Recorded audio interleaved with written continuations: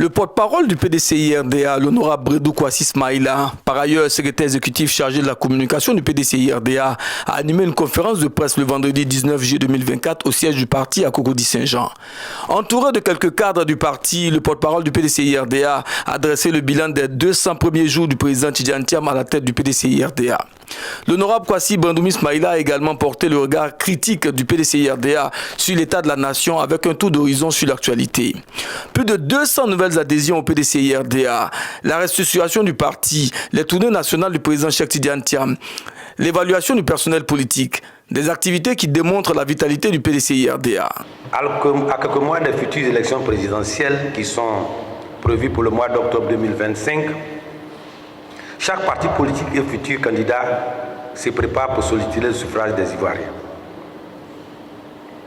Le PDCI-RDA va à ces élections, ira donc à ces élections, à partir de deux piliers essentiels pour lui-même. Le premier pilier, c'est son bilan de 1960 à 1999. Premier pilier du PDCI-RDA. Le deuxième pilier, ce sont ses engagements vis-à-vis du peuple ivoirien, ses nouveaux engagements. Je voudrais, qu'en ce qui concerne la gestion du PDCI-RDA, son bilan, il est connu de tous. Mais nous y reviendrons au besoin, le moment venu. Les engagements nouveaux du PDCI-RDA vont être le prolongement de nos actions passées et seront très bientôt connus, tenant compte de l'état où se trouve notre pays actuellement. Au niveau du PDCI-RDA, les activités ont atteint un niveau d'accélération assez élevé. Plusieurs chantiers sont ouverts sous l'égide du président Tidjane Thiam. On va citer quelques-uns. Les adhésions se poursuivent.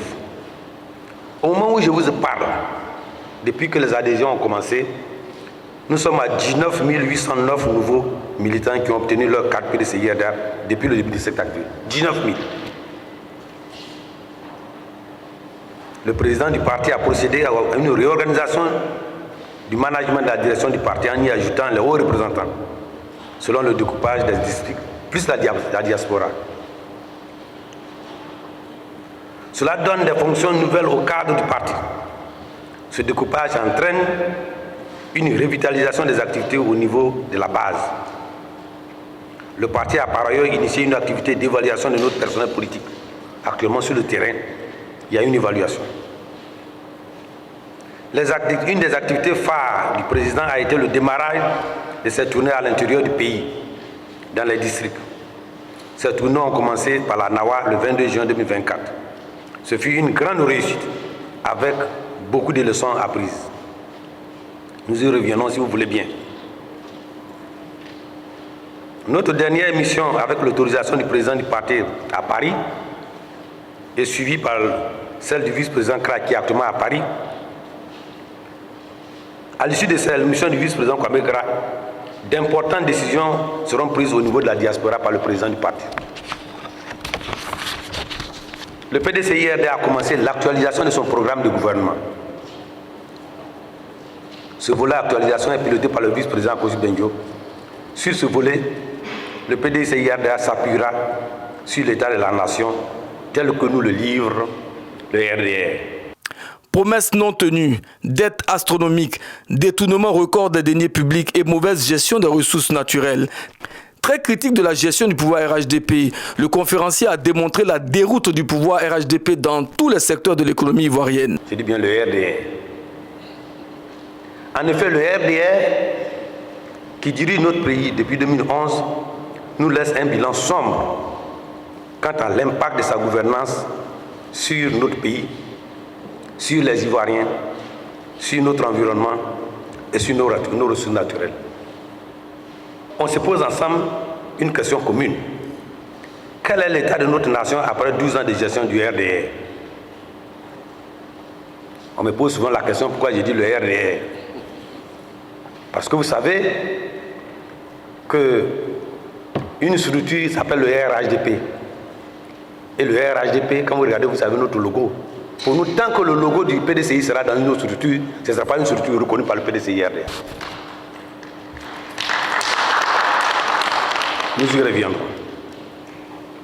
Le RDR avait promis en 2010 qu'il ferait disparaître la pauvreté en seulement 5 ans, selon leur slogan de campagne. Ne donnez pas votre voix à la pauvreté. Donnez-moi 5 ans et je change votre vie. Ce n'est pas moi qui le dis, je ne fais que répéter. Aujourd'hui, après 12 ans de gestion, la pauvreté vit avec de nombreux nos concitoyens comme leur ombre. Elle est durablement collée à eux. En effet, 4 Ivoiriens sur 10 vivent en dessous du seuil de la pauvreté. Ça veut dire quoi? Quand on parle ça, les gens ne comprennent pas. Ça veut dire quoi?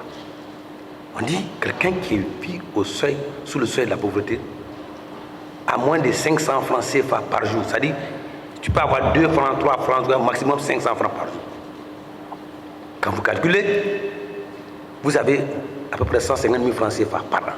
Par an. C'est ce que les riches du RDR là, et ils prennent pour acheter Bofloto. Ils ne mangent pas Bofloto pour faire leur salaka.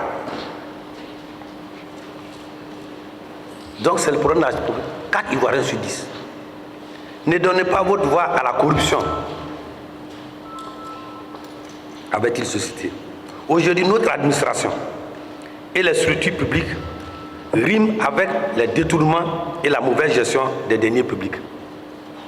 Il ne se passe pas des jours où des cas de mauvaise gestion et de détournement ne soient relevés. Le détournement dans les services de l'État se pratique en mode de tontine. Aujourd'hui c'est toi, demain c'est moi, après on change, on s'en va se reposer, on revient et rebelote.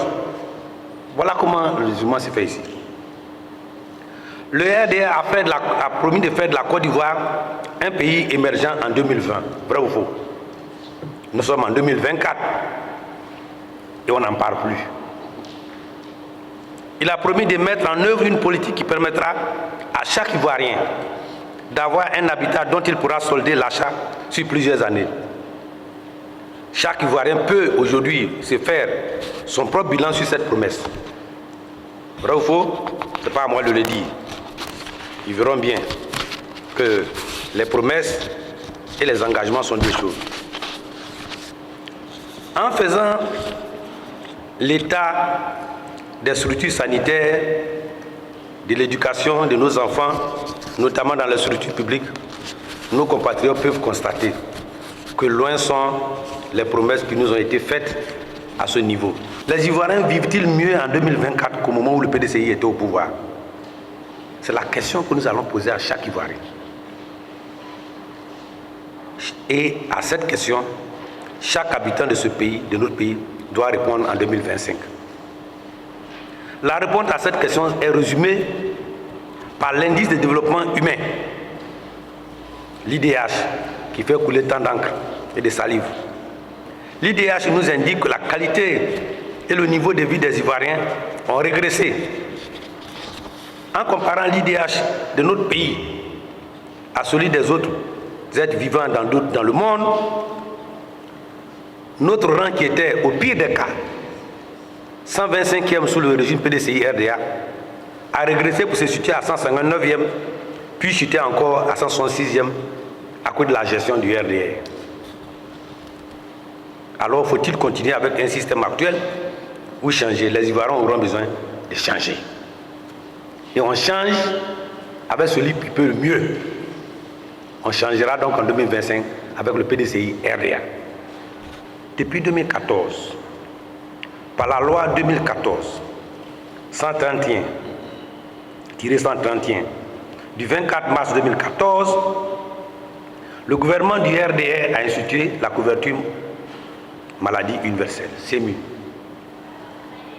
Nous allons y revenir, mais je voulais certainement vous dire que cette CMU est un régime obligatoire de protection contre les risques de maladie au profit de toutes les personnes résidant sur le territoire ivoirien. Elle est entrée en vigueur dans sa phase de généralisation depuis octobre 2019. Après 5 ans de mise en œuvre de la CMU, qu'en est le bilan selon les experts du PDCI-RDA?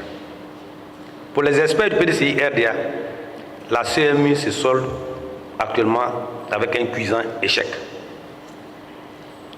L'État a quand même investi près de 57,5 milliards de francs CFA de l'État du Côte d'Ivoire dans cette opération. Le RDR estimait la dette de la Côte d'Ivoire de vertigineuse quand elle était à 6 000 milliards. En lieu et place, c'est une multiplication de cette dette par 5, voire 6, que le gouvernement RDR nous présente actuellement.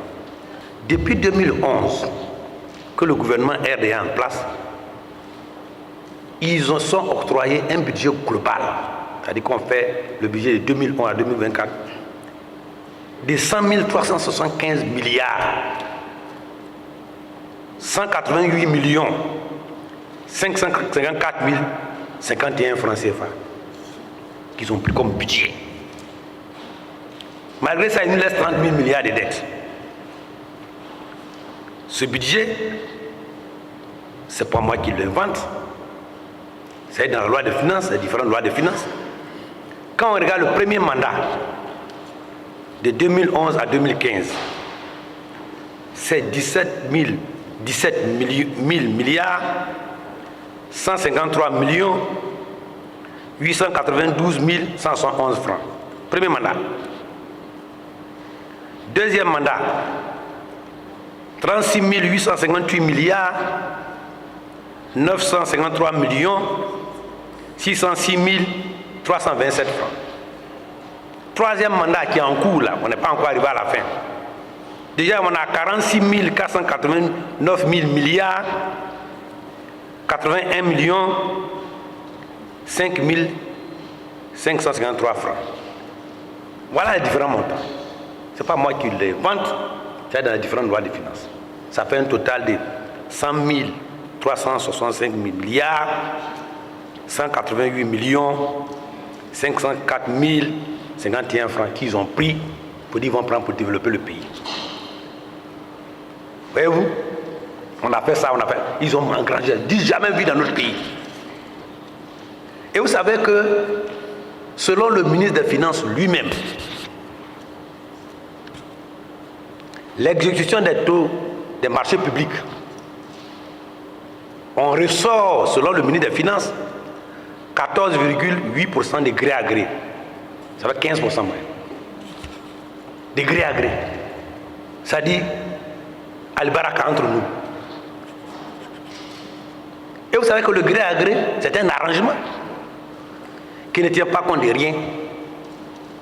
Donc déjà, dans nos 30 000 milliards de dettes, on suppose que c'est de la partie investissement. C'est à peu près 4 500 milliards qui ont été octroyés de gré à gré que nous allons payer. Nos enfants vont payer. Nos petits-enfants vont payer. Voilà donc le bilan du RDR. Une partie. Le RDR, voilà ce qu'il nous laisse. En ce qui concerne nos ressources, nos experts du PDCI m'ont fait le point. Il faut rappeler à nos compatriotes qu'en lien avec leurs résultats, le RDR a échoué dans les négociations de partage dans les ressources pétrolières entre le Ghana et notre pays en 2013. On n'en parle pas souvent.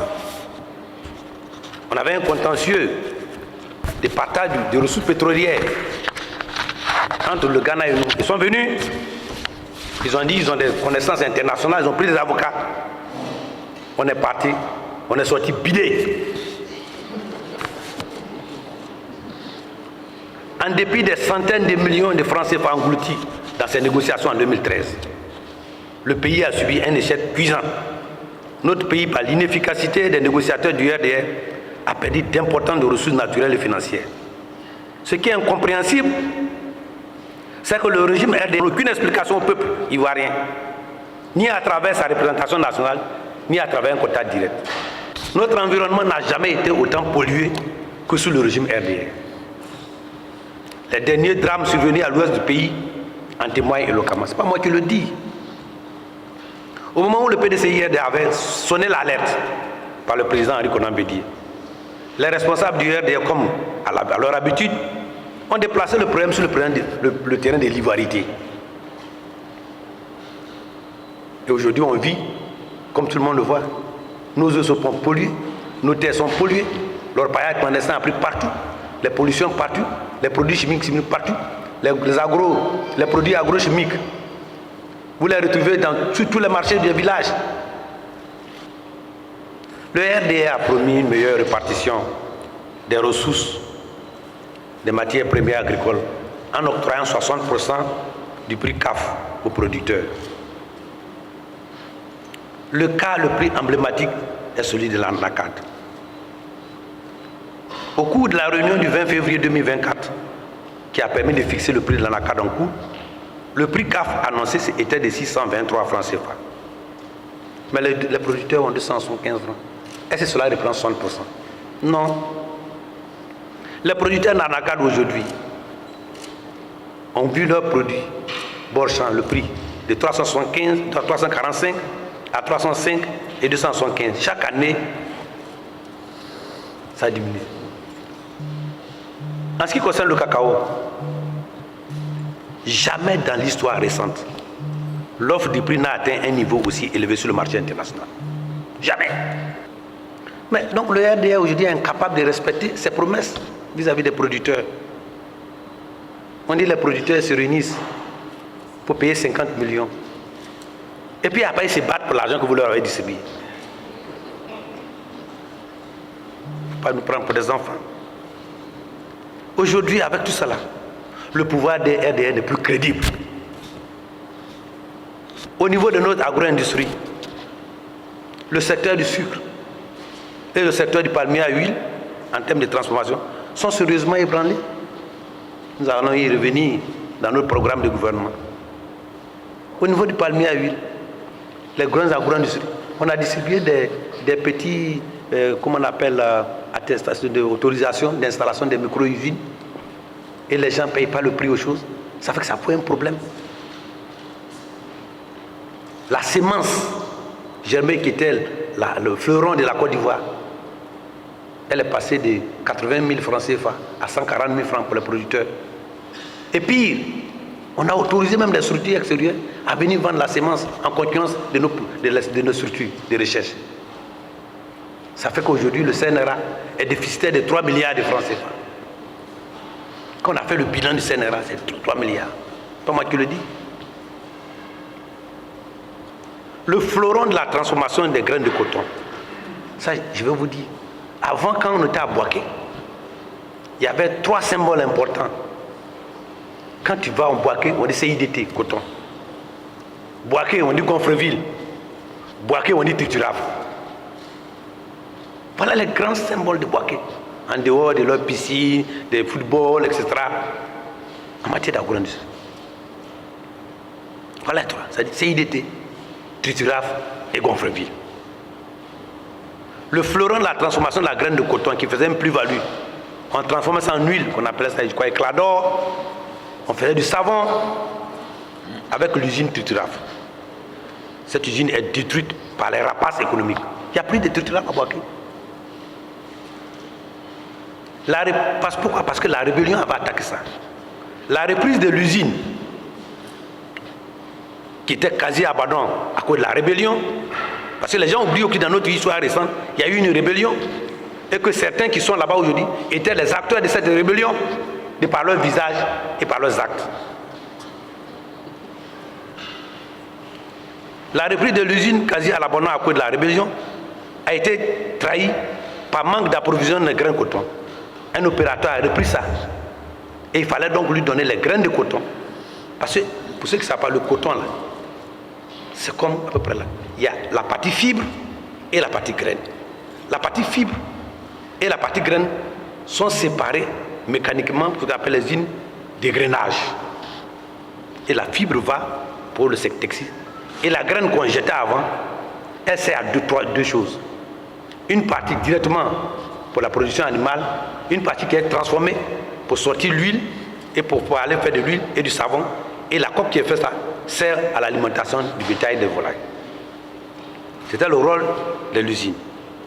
Donc l'usine, quand elle a repris, les gens, au lieu de donner, alors que le gouvernement avait donné son accord pour fournir à l'huile, à cela, les gens sont partagés les marchés pour aller vendre dans les marchés. Moi, je prends 5 000 tonnes, 2 000 tonnes de graines. Donc, je prends. Si on dit c'est 10 francs ici, moi, je vais vendre ça à 15 francs. Et puis, j'ai l'argent. L'usine a eu des difficultés. Certains hommes puissants ont bénéficié donc des contrats et l'usine a eu des difficultés. L'usine n'a pas été opérationnelle. Ce sont donc, après ça, c'est près de 650 familles qui sont réduites à la pauvreté et à la misère. Ça ne les intéresse pas. Puis, la société a été étranglée par une affaire de justice sans recours. Notre industrie d'huile de coton a ainsi disparu. Et cela sous le regard indifférent de l'État. Alors qu'on parle de création d'emplois et de réduction de pauvreté. Une structure qui peut donner des emplois. L'accès au logement social, nous l'avons maintes fois décrié ici, est devenu un lointain souvenir sous le régime du RDR. À part quelques scènes théâtrales, des poses de première pierre. En fin de mandat et de règne, le bon sens commande qu'on procède à des inaugurations plutôt qu'à des cérémonies de pose de première pierre. Le PDCI-RDA, parti tribal, selon le porte-parole adjoint du RHDP. Face à cette accusation fantaisiste et irresponsable, le PDCI dénonce une tentative de diversion du RHDP pour masquer son échec patent et oppose le bilan, l'échec du régime. Face donc à cette déroute dans les secteurs clés de la vie de notre pays, les responsables du RDR font la digression pour parler du tribalisme. Voilà la raison. Comme ils savent qu'ils ont échoué, que les Ivoiriens savent aujourd'hui qu'il y a eu de l'argent. Je vous ai parlé de 100 000, 365 milliards, 1000 milliards qu'on a pris de nos ressources pour gérer. Et toi aujourd'hui, tu sens que tu ne bénéficies de rien. Tu es pauvre. Tu ne peux pas bien te soigner, tu ne peux pas bien manger, ton environnement est pollué. Quand il pleut, tu es inondé, le transport est cher, l'aliment est cher, l'excellence est cher. Alors, pour ne pas qu'on en parle, il parle de tribalisme, pour qu'on oublie ça. Mais moi, je viens pour parler de ça, pour que vous sachiez. Voilà pourquoi il parle de tribalisme. La deuxième raison, je vais vous dire ça tout à l'heure. Le jeu sur lequel ils ont surfé pour instrumentaliser une partie de notre peuple, c'est sur ça. En regardant la pratique de la gestion du pouvoir du RDR, on a érigé le rattrapage en instrument de gestion de notre administration et de la chose publique. Tous les Ivoiriens savent ça aujourd'hui. Même ceux qui en bénéficient ont honte. Ainsi donc, le mercredi 17 juillet 2024, le porte-parole adjoint du RDR, vous l'avez entendu, j'étais en France, le RDR est devenu le Bernard l'Ermite RHDP. Bernard l'Ermite, c'est une crustacée qui n'a pas de coquille. Et quand elle se promène, quand elle voit la coquille vide, elle s'y incruste et elle se déplace avec ça. Tu vas penser que c'est l'animal originel. C'est comme ça le RDR qui est devenu RHDP. C'est un Bernard l'Ermite.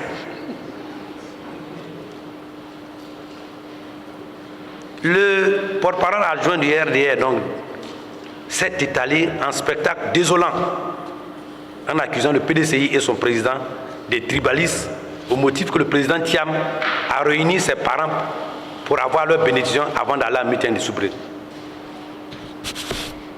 Pour rappel, au RDR, pour le rappel, avant le soutien apporté au RDR pour le deuxième tour de 2010 par du président du RDR, le président Bédi a réuni ses parents baoulés à Yamoussoukro pour avoir leur bénédiction. À l'issue de cette rencontre, le candidat du RDR avait eu un nom baoulé de baptême à Languessan. En ce moment-là, ce n'était pas du tribalisme. Ce n'est pas moi qui le dis, tout le monde est témoin. En ce moment-là, le porte-parole adjoint du RDR, là, il était où? Peut-être qu'il était en train de porter le micro de quelqu'un. Il était où? Pourquoi n'avait-il pas dit le RDR que c'est du tribalisme? Je ne vais pas. Et il a même accepté le nom à Langues. À moins qu'on soit un enfant de la rue, toute personne bien élevée doit solliciter la bénédiction de ses parents avant d'entreprendre toute action importante. En tout cas, c'est comme ça qu'on nous a appris. Moi, je suis musulman, Aïm est musulman. Voilà la Mecque là, où on va voir Dieu là. Normalement, pour aller, on ne se va voir Dieu, pas besoin. Mais on va demander permission et bénéficier de nos parents pour aller, pour qu'ils prient pour nous. Même quand on va voir Dieu, a fortiori quand ça va mener une action dont on a besoin de tirer les fruits pour tout le monde. Donc le président Thiam, c'est ce que le président Thiam a fait. Un enfant bien élevé. Tribaliste parce que le président Thiam a fredonné une chanson du reste populaire en baoulé. Je voudrais demander au porte-parole adjoint du RDR qu'aucune règle de la République ne l'interdit d'ailleurs qu'on chante dans une langue locale au cours d'une cérémonie. Mais c'est la raison pour laquelle plusieurs personnalités du RDR le font dans leur ethnie. On a vu sur les réseaux, on a même fait la VAR, c'est enchanté. D'ailleurs, je peux vous dire qu'en politique c'est important. Pour le moment, peut-être plus tard ça va changer. Quand vous demandez le suffrage de vos parents et que vous parlez la langue locale et que vous vous exprimez, c'est un point de plus. N'est-ce pas? Moi, je peux vous témoigner. Dans ma circonscription, quand je fais campagne, puisque j'ai la chance, la plupart des gens parlent ma langue locale, malgré le mélange, je parle en aïn. J'arrive à Kofi Badoukoro, un village frontalier où on parle anglais. Je parle anglais, je fais campagne en anglais. Ah oui, en Ashanti, en Abron, quand c'est nécessaire. Alors où est le problème? Il le fait, et puis c'est une chanson populaire. Mais la chanson de Rosine Layo, Moro Farina, c'est pas un Gula ça. Nous on ne chante pas ça. Quand on fait les meetings, c'est ça même qui galvanise. Le fait de chanter ça là, est-ce qu'on est tribaliste? Il y avait une autre chanteuse, Mawa Traoré. Comment on appelle sa chanson là même? Elle a une chanson qu'on chante. Alors si, et quand on exprime cela, des gens qui ne connaissent pas l'histoire du pays, qui ne connaissent pas le pays, ils passent du tribalisme. Non. Quand on a fait le concours par Benson, George Taï Benson, en 1966, pour chercher le meilleur, soyez bénis. Sixième sillon. Mais la dame, notre chanteuse, Ala Thérèse, soyez bénis. Et comment on appelle c'était Yao, avec ses enfants là. Jean-Baptiste, ses enfants. Soyez bénis. Mais les refrains, il y a Dawasi et Nana au fou. Tout le monde a chanté ici. C'est du tribalisme? Non. Il faut que les gens arrêtent. Donc, mais cela est différent du cas de Cissé Bakongo, Didier Ambié Tekling. Ça, c'est de l'exclusion.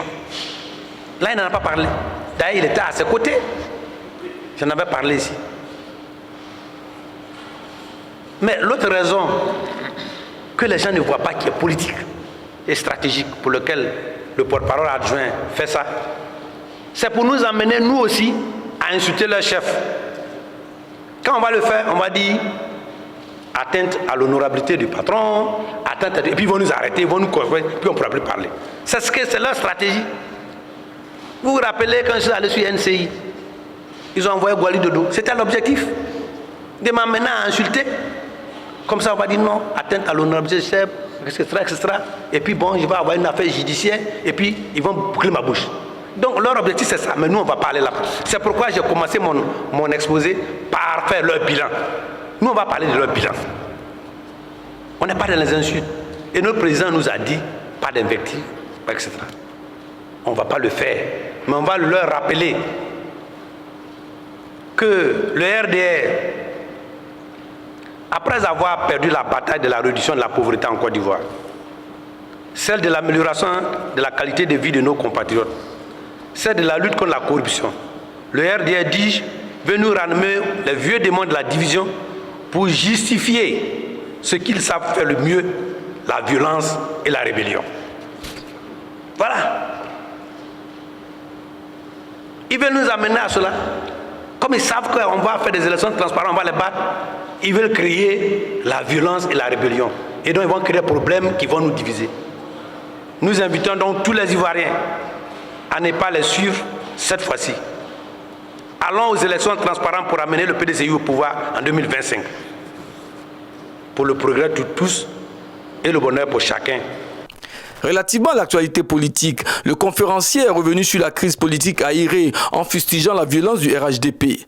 Voyez-vous, c'est dans cette salle, même salle en juin 2018 qu'on a fait un bureau politique où on disait qu'on n'allait pas aller au RHDP. Il y a des gens qui sont partis au RHDP. Là, les gens ont applaudi là-bas. Hein. Mais comment se fait-il que d'autres quittent là-bas pour venir et ça devient un tollé? Sous le PDCI RDA, on nous donne toujours raison. Le président Bédi avait fait une loi pour dire si vous êtes élu sous la bannière du RDA et que vous partez au PDCI, vous laissez votre mandat. C'est-à-dire que vous ne pouvez pas être plus RDA. Vous ne pouvez pas dire que non, j'envoie ça ici.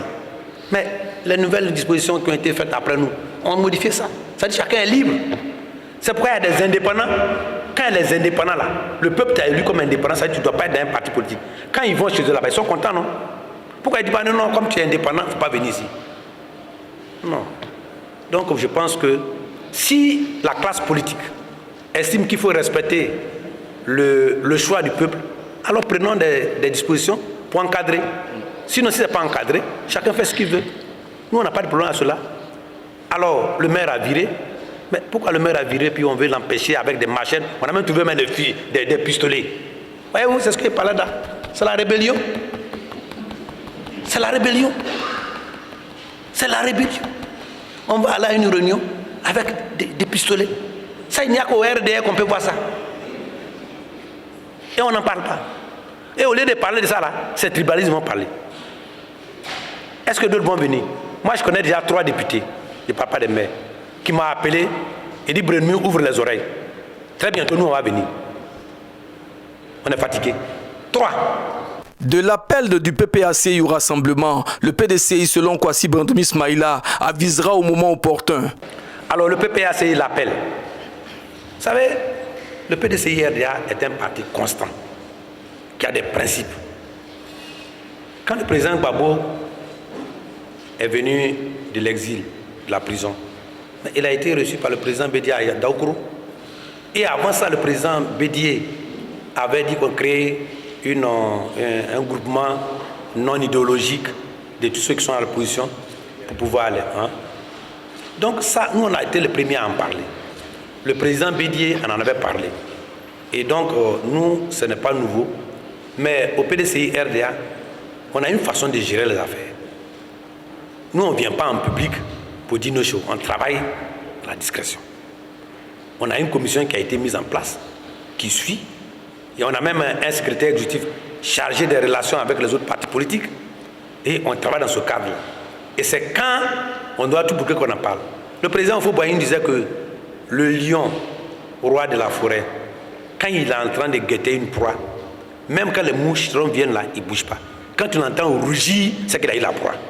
Donc nous, on en parle là, quand on aura eu suffisamment d'avancées, on va dire on avait telle personne. Le président Kiam a reçu beaucoup de dirigeants du parti politique ici.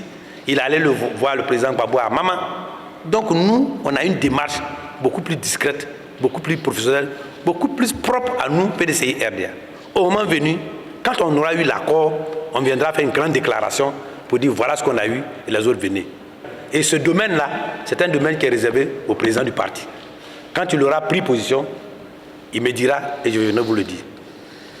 De la polémique suscitée par la participation du président du PDCI RDA à la cérémonie d'excellence organisée le vendredi 12 juillet 2024 au sein du lycée classique, le porte-parole demande de ne pas politiser une cérémonie d'excellence. Le président Kiam est parti là-bas pour célébrer l'excellence, qui est un de ses credos. Et il est parti donner des prix qui portent le nom de sa maman, Marietou. Les meilleurs. Donc voilà l'objectif. Pour dire, procédons, continuons d'être un lycée d'excellence.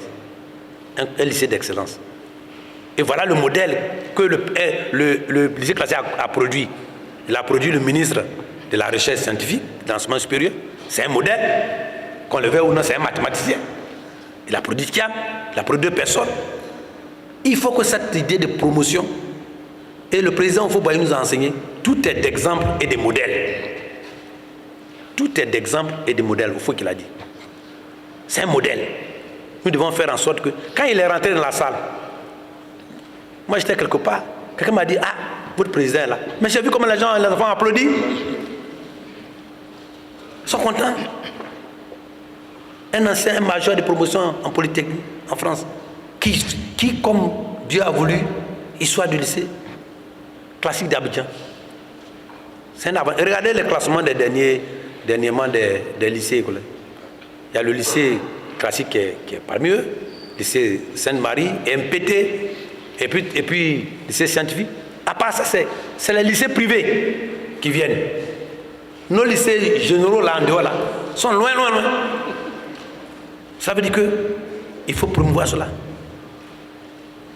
Donc je pense que notre avis, c'est que ce n'est pas tout qu'il faut politiser. Il faut tirer ce qui est bon dedans. Il n'est pas parti pour faire la politique. La plupart d'eux-mêmes ne sont même pas encore inscrits sur la liste électorale. Donc, s'ils veulent le faire, on les voit ici. Ils sont tous venus ici s'inscrire. Je vous la parler de 19 000 et quelques qui sont inscrits dans l'espace de commun. Ce sont les jeunes qui viennent. On ne les force pas. Voilà, donc c'est pas... Le moment venu va faire campagne. Mais son nom seul fait campagne. C'est ça qui effraie les gens.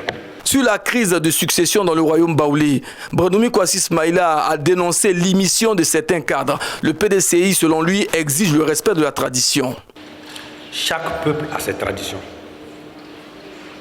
Et l'État, pour la première fois, le gouvernement a créé ce qu'on appelle la Chambre des rois et chefs traditionnels.